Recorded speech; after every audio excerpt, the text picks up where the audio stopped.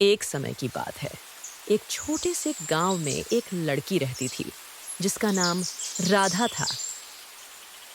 राधा बेहद प्यारी और दयालु थी, लेकिन उसके अंदर एक अनोखी शक्ति छिपी हुई थी जिसे वह खुद भी नहीं जानती थी। गांव के पास एक घना जंगल था जहां कोई जाने की हिम्मत नहीं करता था। कहा जाता था कि उस जंगल में एक रहस्यमयी झरना है जिसके पानी में जादुई शक्तियां हैं, लेकिन कोई भी व्यक्ति वहां से कभी वापस नहीं आया। एक दिन राधा के गांव में भीषण सूखा पड़ा। फसलें सूख गईं और लोग प्यासे मरने लगे।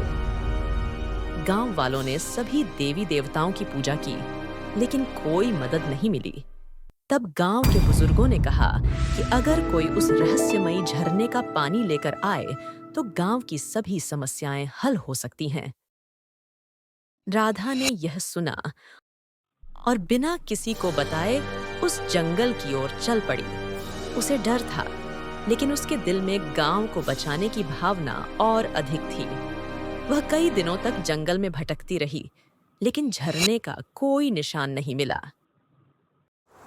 एक रात जब वह थक कर सो रही थी, उसने सपने में एक वृद्ध महिला को देखा। उस महिला ने राधा से कहा, उस झरने का रास्ता तुम्हारे भीतर है।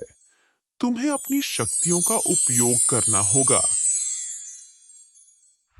राधा ने आंखें खोलीं और उसे समझ आया कि उसे अपने अंदर की शक्तियों को जगाना होगा।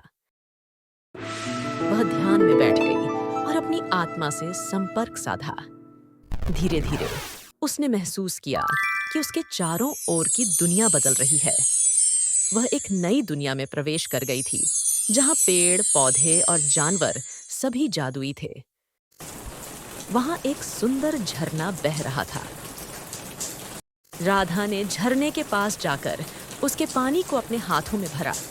तभी वह पानी एक चमकती हुई रोशनी में बदल गया और उसने राधा से कहा, तुमने अपनी शक्तियों को पहचान लिया है।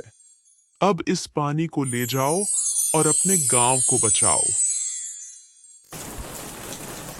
राधा ने वह जादुई पानी लिया और गांव वापस आ गई।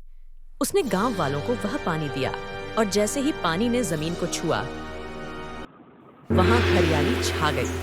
फसलें फिर से लहलहा उठीं और गांव में खुशहाली आ गई। गांव वालों ने राधा की प्रशंसा की और उसे जादूगरनी का दर्जा दिया। लेकिन राधा ने विनम्रता से कहा, मैंने कुछ नहीं किया, ये तो बस आत्मा और प्रकृति का जादू था।